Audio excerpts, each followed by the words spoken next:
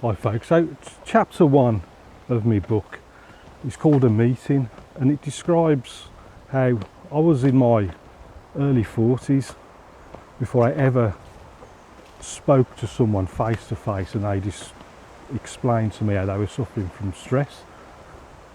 I'd never encountered this before. I'd heard about people suffering from stress, seen things on the telly and in the media and whatnot, but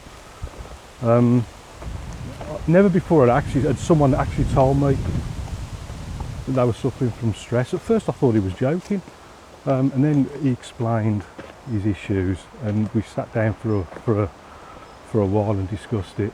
But I wanted to read you the final paragraph in that chapter because it sort of explains a decision that I made in my life to help me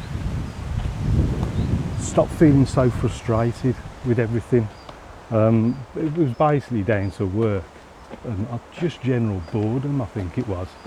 But I've written, in my mid-30s I faced a choice: continue my dead-end job and a life of frustration and lost opportunities, or do something about it.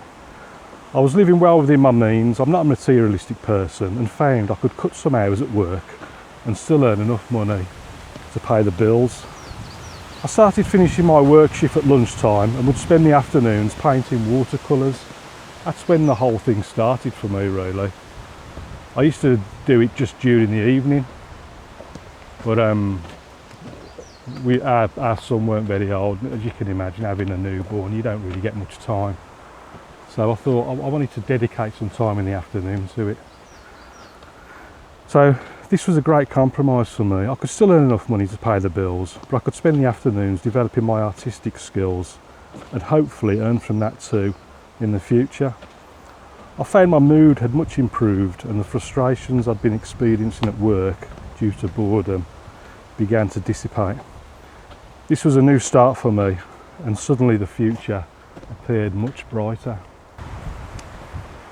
So I do appreciate that everyone's circumstances are different, and obviously the book speaks about my specific circumstances and how I change things to hopefully create a better life for myself. As I just read, I've never been a materialistic person. I've always lived well within my means, and so I was fortunate enough that once I'd cleared the last little bit of loan I'd got, I realised I could finish work at 1 o'clock and still have enough money to pay the mortgage and the bills and whatnot. So I thought, what do I actually want? What do I want? Do I want money or do I want time?